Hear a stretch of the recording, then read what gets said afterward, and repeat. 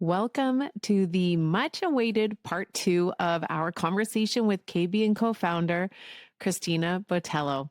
In this next episode, we explore the spiritual side of business building and what happens when we learn to trust the universe's timing.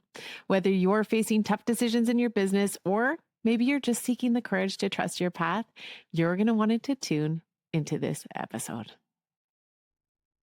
Hey there, it's Jillian, your guide to all things joy, and this is the Joy Journey Podcast.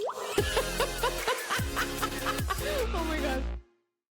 So back to you and how this supported your connection to something deeper and allowed you to step more fully maybe into trust in your life. Going back to like the purpose and everything, right? And having done all these and been in all these different roles, I ended up leaving Oxford to start KB and Co. But it took me another. Did you give yourself a deal on the rent? Did I? Did you lease from Oxford? I now knew how to negotiate a lease. I wouldn't have known how to do that before, but I didn't know how. I actually did. Oh yeah, thank God. I actually did approach Oxford. I was thinking about doing my first location in City Center Mall. Thank God I didn't. Yeah. It wasn't meant, but they had turned it down, and that crushed me. I thought like it was all over. And then I wrote an offer in another space that didn't work out. I thought that was all over. But again, it's timing, it's patience, it's waiting for what is right. And 104th Street was what's right, what was definitely right. But it's interesting now when I think about all of the roles that I've been in and all of the things that I've done. I mean, when I was thinking about starting KB and Co, it wasn't clear. I just knew that I had to get back into entrepreneurship, but I knew I had to do it in the way of food because I just love food. Like I love it. I love food. Oh, I love food. I love it. So, and I was learning how to get really creative with plant-based food because at the time it was when I was eating primarily plant-based, it was like really boring stuff. And I was still making my kids like a roast beef dinner, but then I would eat this like really boring salad, and then I would judge them and say, you guys shouldn't be eating that much meat, even though I like made them the roast beef dinner. But I would then eat this really boring salad. And my oldest would always say, like, if you made your vegan food taste good, we would actually probably eat it with you. And so that was sort of the light bulb of like, okay, I need to like really get creative, which was tough at the time because back then you didn't have nearly as much alternative stuff on the market as we do today with milks. Like, is there I'm buying walnut milk right now. There's walnut milk now. Like there's so many different alternatives, but it's just at the time when I was thinking about getting back into it, I actually went to the US for 3-ish weeks. I toured California, went to Scottsdale. I was trying to find a concept that I could buy into because, and I also had no money, but like I was going to will it somehow, but I had no money. So I don't want to, it makes it, I feel like when I say I was trying to find a concept, I was trying to buy into it, sounds like I had like $1 million to go like buy into a concept. But I just think like, you just got to like believe it, feel it, and let the rest do the work. But I was traveling to try to find something that I could buy into and bring to Canada that was plant-based and really healthy, but not like crazy healthy because we are in Edmonton, Alberta. And, meat and potato kind of city. Like I didn't want to scare people. And I couldn't find anything that was what I envisioned.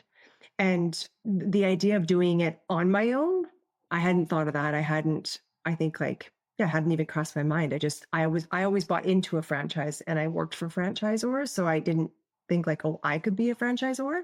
Right.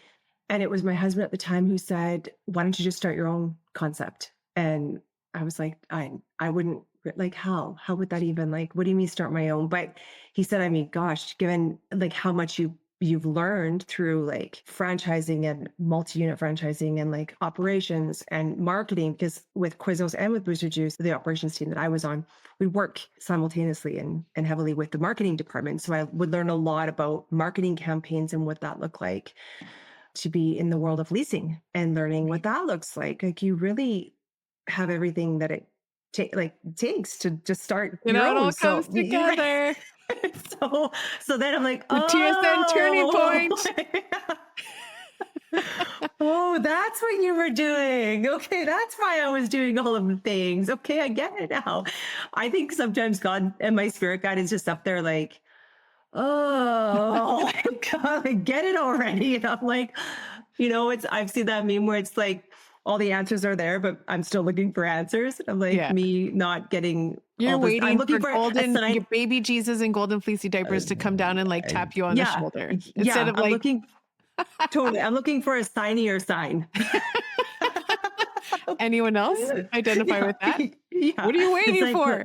it's right there, but you're like, no, that can't be it. What's that? Yeah. Yeah. So yeah, then my journey to start KB and Co began. And Wow. that was a good just under 2 year long process because I Mm. had to find money to do it. And I went back to get another Indigenous government grant that I had gotten, the first time I had gotten into business. And at the time when I had inquired, they said that they don't lend out twice. And I said, well, where is that on on the website? Where does it show me where it says that? And they couldn't. So, Whoa, look at that. well, Okay. She's the red tape destructor. oh my God. Tis I. I don't see that anywhere Pardon me, that says I ma'am. cannot do that again. So yeah, I ended up getting another Indigenous grant. It wasn't as much as the first. Like I think they just, they try to like make it fair or whatever. You've been here before. We're not going to give you as much, but even so, there was still a portion of funds that I had to come up with, Mhm. to appease the bank. And of course, you get this grant, this government grant, but it all kind of it's all packaged together. So you need to be able to have the financing before you get the grant. And then you need to be able to have a certain amount of money of your own cash. So it was that, that's it, the $25,000 that I was on the hunt for, Mhm. trying to find. And at the time I wasn't working. It's crazy because I knew I had a lot of really good experience and I knew that I could probably do anything I want to do and make good money at it. Like I could be in the hundreds, 100,000+ a year if I wanted to. Mhm. I had just come from a job making that. And I would say to my husband, I cannot work. I can't work. He would say, we weren't paying our bills. Our credit cards were being racked because I kept buying all the bougie food to like create my recipes. And I'm like cacao nibs and raw nuts and like all the things are so expensive, but like cha-ching, cha-ching. Yeah. And so our credit cards were being racked. He had just gotten into commercial real estate. So he was earning like, commission only. And he would say, like, bless his heart, like, oh, I really think you could just maybe get a job. And I'm like, I can't. Like, I would try to. So sometimes I'd say, okay, fine, maybe you're right. I would get a job because he said, just get a job and then work on your business. And then when you have your business figured out, then like leave your job. But I had never worked for a business and not given it my all. And I knew if I worked for a business or a company and got into whatever I was doing before, Yeah. I was going to be an overachiever and be like the best of the best. Your business And would fall to the side. it would have just, Yeah. I wouldn't have done it. But then I would have these like, okay, you're right. Like Epcor got shut off. I should probably like find a job. I can't boil like hot water for the kids' baths like forever. So Yeah. I would try to find a job, and there was a few jobs that I would get offers on, and it's exciting. Like it's good money. It's a job that I could like. One was for Orange Theory at the time. It was a district manager or operation something rather procurement opportunity type job, like a really good role. But then the idea of getting like work like doing it I would start to get anxiety and I would Mhm. get depressed, and I knew that KB and Co was then never going to happen. So I just Yeah. had to stay really committed to I had to find the money to start the business. I'm still built like that. And I think it's funny, like if there is something that I want to do that requires capital, I'm like, I need to find the capital to do this thing, even though I like owe CRA like 10 grand. And people be like, shouldn't you pay the 10 grand? And then I'm like, no, no, that's fine. It'll be fine. Right. Like, and that was at the time I was just like, food and everything, that'll work itself out. I wrote a check to the universe one morning. So in the time that I had off, I had thought, okay, fine, I'll get into Reiki because I felt like I felt very intuitive Mhm. and I felt like I could work with energy. So I got my level 2 and I started seeing clients. So I got into Reiki, and then I had taken a course to teach meditation. Mm. So then I thought, okay, well, in the meantime, I'll teach meditation. I'll have clients for Reiki, and then but anytime that I would have a client, I would just like, I couldn't wait for them to leave. Like I was really good, but could wait for them to leave because I just wanted to get in the kitchen and make food. I was like, Wow. as I was working with them, I would like sometimes like, oh, Dream that of new cashew. recipes. Yeah, yeah, I was. You're So like I just, beet tahini wrap. yeah. Yes, I'm like, oh, I wonder what I could add to that to make it like, and then I'm like, okay, wait, just stay here, stay present, stay present. But I just knew that was my calling, and I was meditating a lot. We needed money, so I said to my husband, "You need to just chill." I wrote a check for $10,000, Wow. And he said, what do you mean you wrote a check? I said, I wrote it. You could actually print off these blank checks from the secret website, I think. And so I wrote a check for $10,000. I said, it's on its way. So we can just relax a little bit. And I'm pretty sure he was like, you need to, Okay. like, it's done. Yeah, we're good. And then 12 days later? It was like, yeah, it was about 12 days later, he got a check for over $10,000. It was a commission check that We he all had, go that he, right now and sign checks to ourselves with universe. I'm going to call in 1,000,000. I mean, yeah. Well, I was going to call it like 50. I really needed 50, but I thought that was too greedy. So I was like, okay, fine. I could hear this, like, don't be greedy. Start with 10. So fine. I mean, 10 was whatever. Okay, but So we literally, let's do yeah. that today. Okay. Like, why wouldn't we Um, do that? you know, You know? yeah, yeah. We should. And the secret is to really feeling like you already have it. Yeah. And We probably talked a yeah, lot about that. And yeah, that's tough too. it is. I think, oh man, there's just so many, we could talk forever. Literally. We could have like a regular show, coffee talk, Yeah. because there's just so much. And I think, I call it getting into the joy zone. You know, the things we desire really require us to suspend judgment on reality sometimes. I think, Mhm. especially those Mhm. big dreams, which you've displayed, like you're trusting that it's coming. That's step 7 in the joy method, but it's the hardest step. That level of surrender that's required to bring forth something that's not currently here. It's a real leap for most people. So, but I think like what we see in your story is that you've done it like over and over and over again, really like trusted those inner nudges and kind of gone for what you want, trusting and believing that what you need will be provided for you. But yeah, let's talk about failure. Let's talk about your biggest, most recent challenge. Okay, my biggest and most recent challenge. I would say that, okay, I felt like I had Mm, failed my marriage back in 2019. That was a big thing for me where I had essentially, when I started KB and Co, like nothing else mattered. Like, and this will have to be another whole conversation about entrepreneurship and like the balance and the family yeah. and all the things. You and I spoke a little bit about this the other day. And so I think that felt like a big failure to me. However, I will say that I knew intuitively that it needed to happen at the time. I knew that there needed to be some divide and some separation and some space.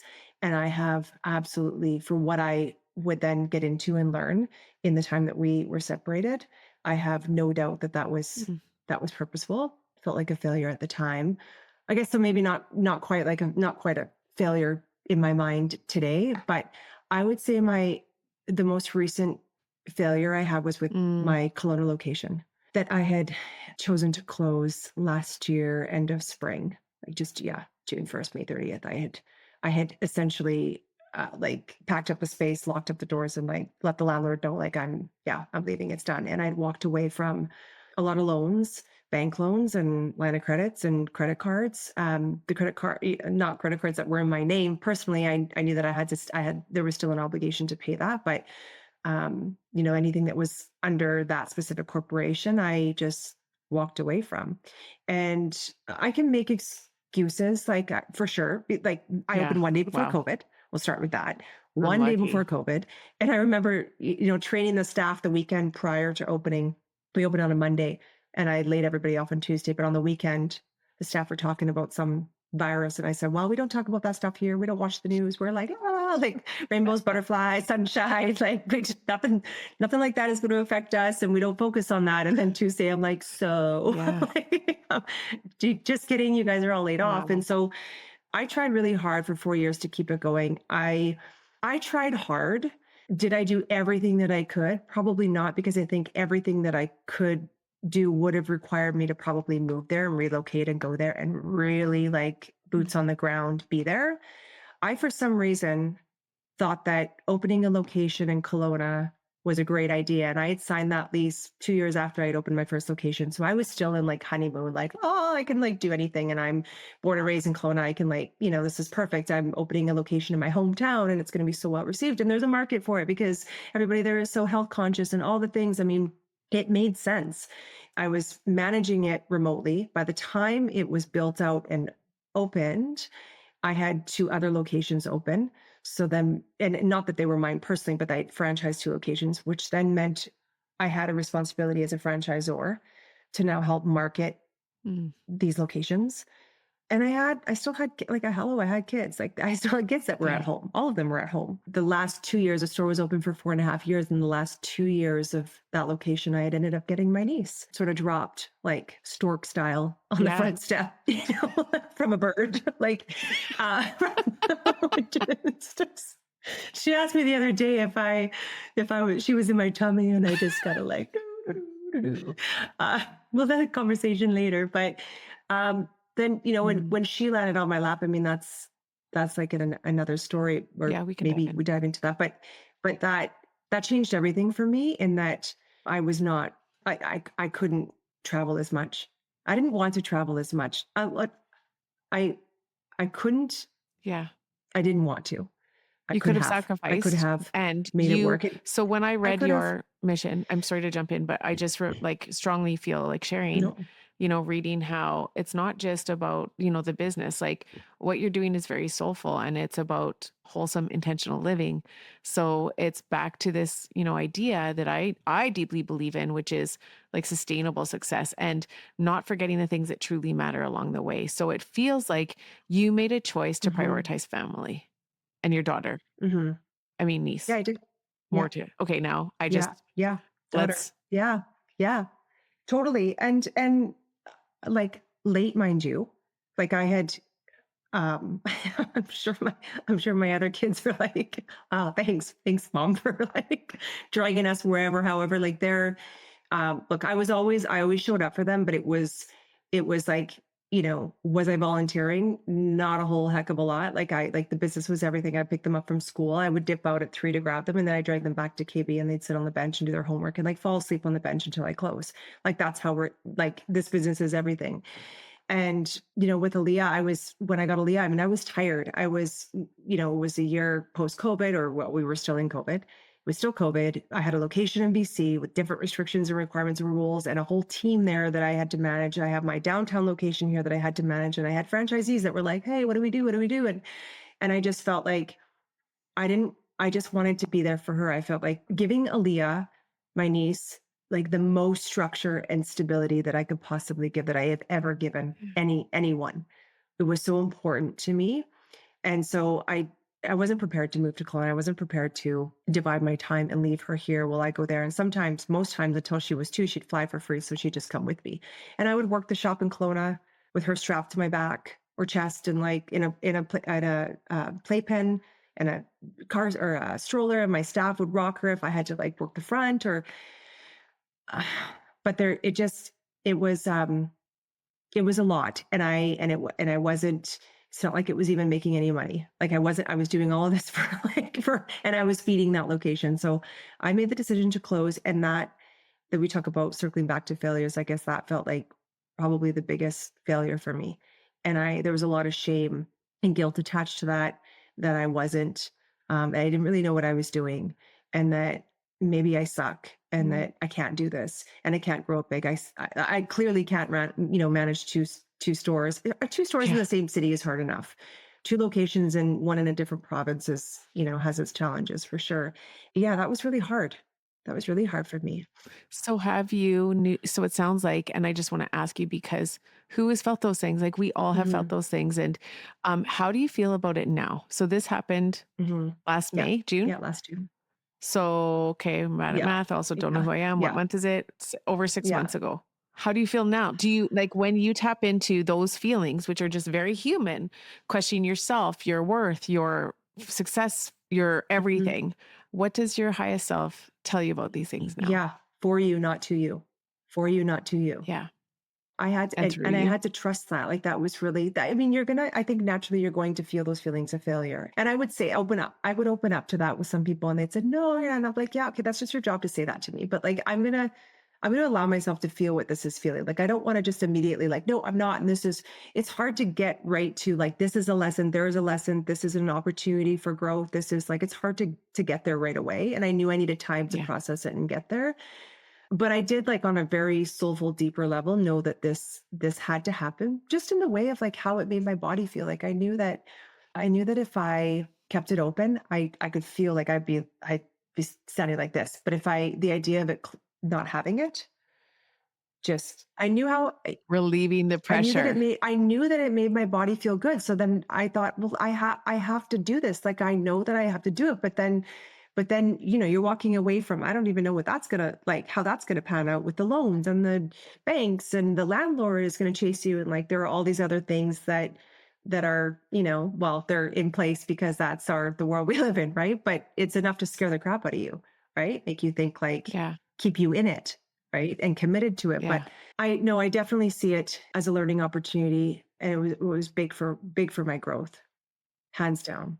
Just so celebrating your courage. It just makes me emotional because I remember seeing you on stories at that time. Like you were sharing so open heartedly about like your heartbreak. Hmm. I mean, like that is heartbreak. That was your baby. And now you got another baby. And then you've got to start to think about like, what am I truly here to do? And I think what I love about your story and you sharing this is, this shows soulful service doesn't always look like, as business owners, of course, we want to focus on the business, but like joy requires us to move through discomfort. And so those places where you're being asked to release something that's like not only really important to you, but you have so much time, energy, resources invested. And these are not always the easiest decisions. They're the hardest decisions, but they support the highest alignment. Totally. And you're a testament to Hmm. this. Well, thank you. And it's just it's a trust and faith, and really tuning into what feels right. Right. Yeah. And And that's not no, easy. no. This is badass, Braveheart, joy Yeah. warrior shit. Yeah. Okay.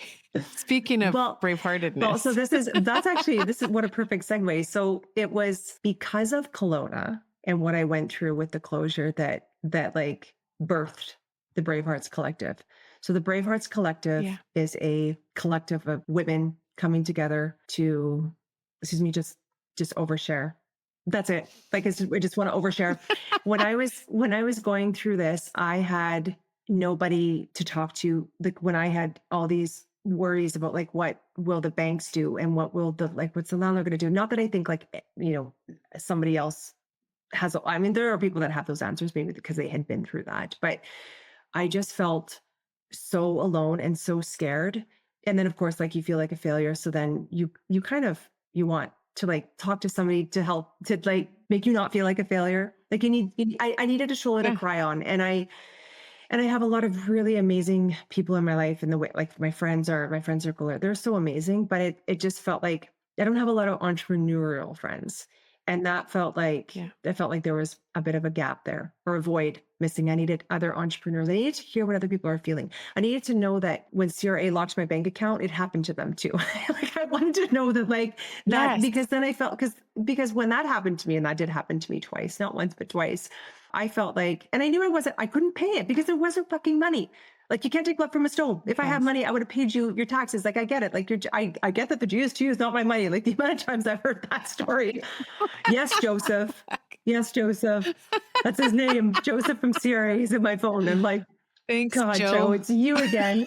Thanks for the I hot said, tip. Joe, you know what? I think I'll just go on Feet Finders then. Is that what you'd like me to do? To try to find you the money? Like, honestly, to be a fly on the wall for that conversation? Like, And he's like, well, whatever he's you got like, to well, I do. mean, I don't have to tell you that the GST. Oh, let me No guess, Joe, the judgment. GST. Yeah, yeah, heard that. Thank you. I was not my best self, but I was, they had froze my account. And anyway, when I actually shared that publicly, I can't remember how, but a woman entrepreneur who is in Kelowna, she reached out to me. She's somebody that I, like, highly respect. I think her product is now in Whole Foods. Like, she has done amazing, but she's been through the grind. She's been at it for 10 years plus, I'm sure. And she's amazing. I respect her so much. She reached out to me and told me, girl, it happened to me too.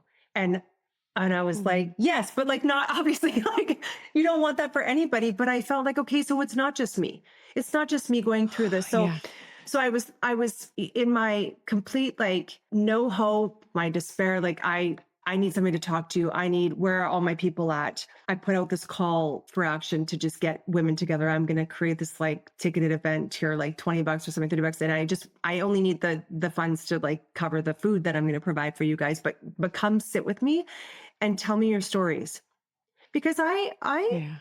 I rarely get inspired, like, and that's something that I need to get more of. And I've been getting more of that. I've been feeling more of that. But for the longest time, I've been saying, I don't want to always be the inspirer. I want to be inspired.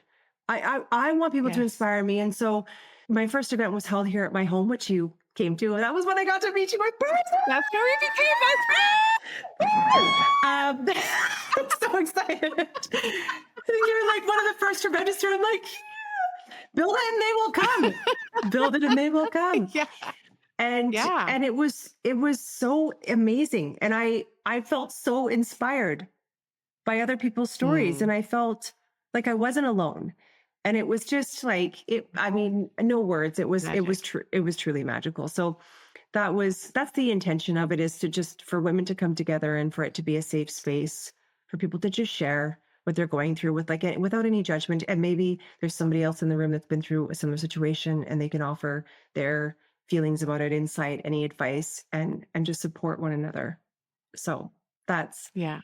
I love it. Oh, so we'll link Bravehearts for sure mhm, because definitely highly recommended. And I feel like that's taking shape and it's going to grow into something like really, really big and so mhm, beautiful. But it just even the way it is, it's so intimate and mhm. authentic.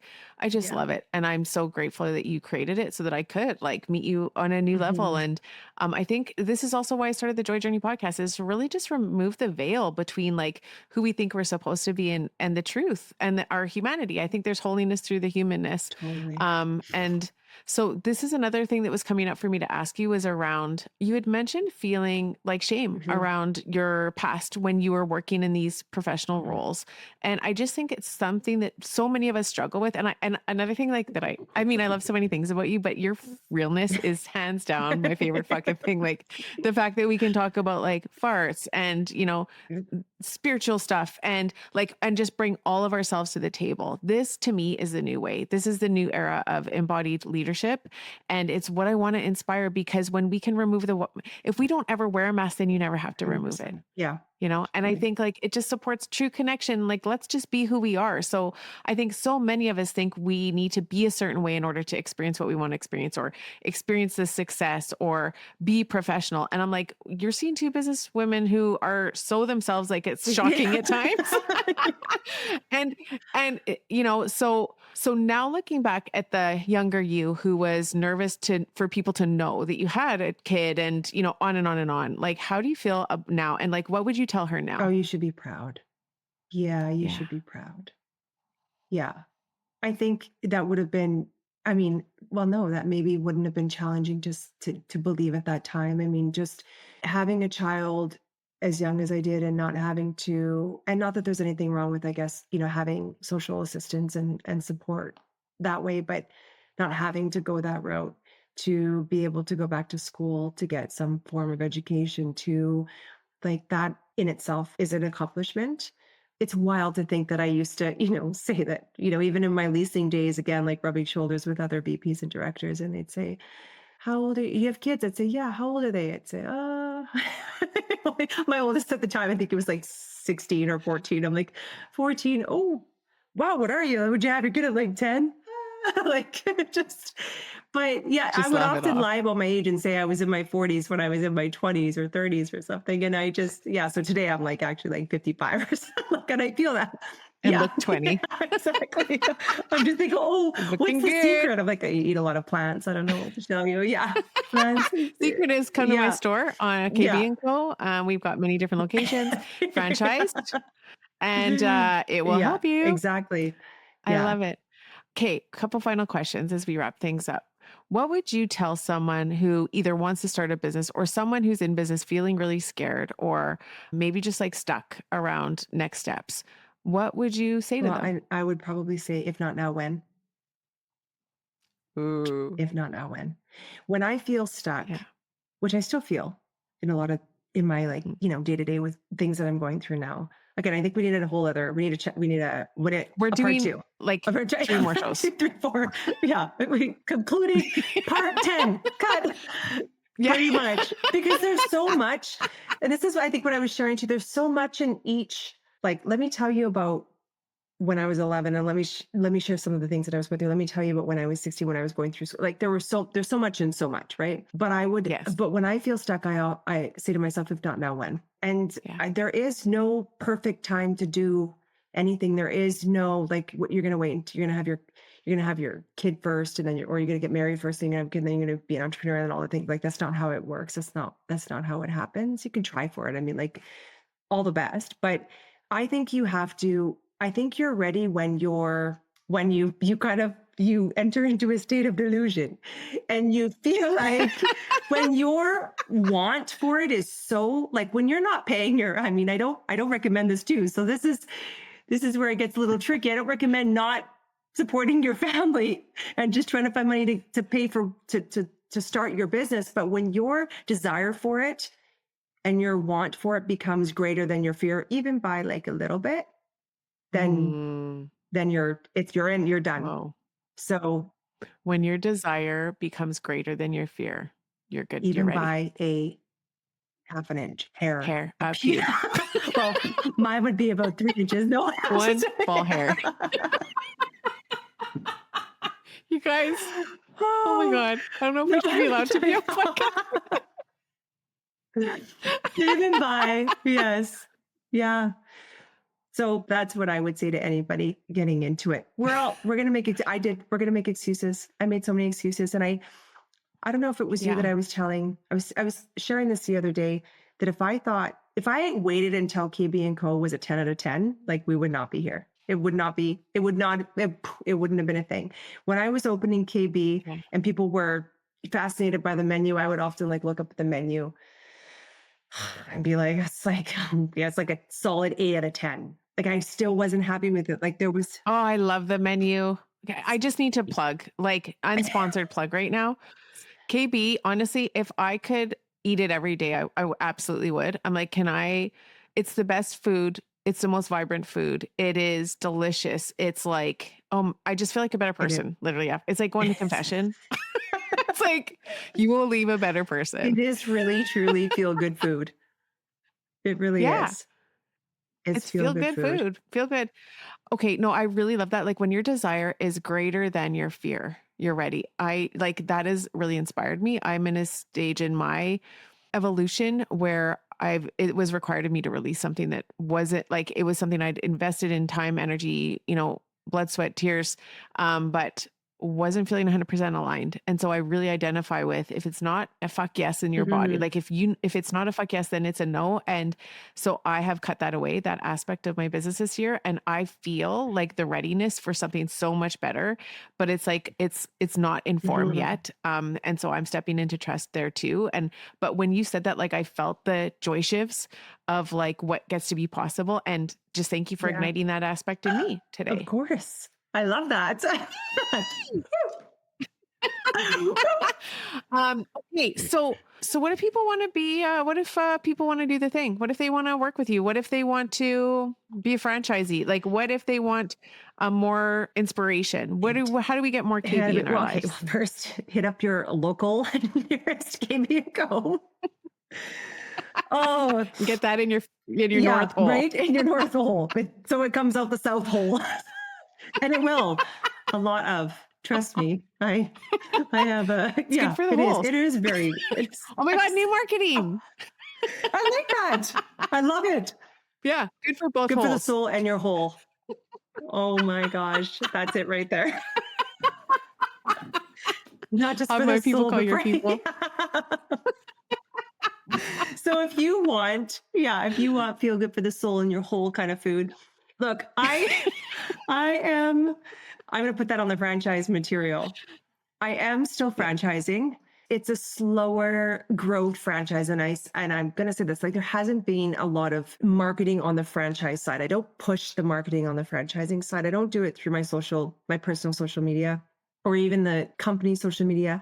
I think it feels right to do that through different areas or aspects. But we've had franchise inquiries. We get franchise inquiries all the time. I'm not just selling to anyone. I truly, Yeah. I think that's now when I think of, like, oh wow, sometimes I'm like, I could have had 20 stores by now. I'd just be sitting over in, Timbuktu or wherever, like, collecting my royalties. I'm also not that kind of person that just like, thank you very much. I'm not going to, like, I also have an obligation and a responsibility to franchisees to keep things going and moving forward and to increase store sales and that kind of stuff. A lot of pressure, no pressure, but a lot of pressure. But I am Yeah. still franchising. It's just I want to be very selective about who joins the KB&Co franchise family because it is a lot of Yeah. work. It is a lot of work, and it requires you to be there all the time and to put in the work. And I don't want my franchise partners to feel like they have to be there. I want them to feel like they want to be there. They want to Want be to be there, there. and they Yes. want to build on it and make it grow and see it grow and all the things. And so, yeah, I am still franchising, but it is, when I get a franchise inquiry, there's a discovery process where we just get to know one another. And sometimes they realize that, yeah, they don't really want to buy themselves a job, because sometimes it is just buying yourself a job, right? Um, Yeah. and so there's that. And then I am working slowly, but if not now, when? I am looking to coach and mentor other entrepreneurs. I'll call it like maybe business Yeah. consulting. So I am planning to launch a program in March where I could coach and mentor other entrepreneurs and really help structure things in their, day-to-day lives operationally. I mean, I've been managing people for over 20 years. I've been in the franchise space for over 20 years, in and out of it. I understand real estate. I understand leasing. I understand how to get creative with money. I have a lot of experience moving monies Yeah. around. So I feel like it would be such an honor to work with other entrepreneurs and to take, because a lot of that stuff is like, it's daunting. And sometimes we get into, when we become entrepreneurs, where I'll use like a chef in a restaurant as an example. Luckily for me, actually, on this, when I opened KB&Co, I thought I was going to be just in the kitchen making all my food. And that's how I saw it. Like, I would have a front of house team, and then I would just be the one in the kitchen making all the food. And so I also, funny story, had to adjust all of my recipes, because when I opened, all my recipes were like family size for 5. So yeah, my prep person was like, how do I, like, our walnut meat was like this much. I'm like, for a full business, we had to adjust that. But what I learned when I opened, like within the first few days, is that I'm an asset up front.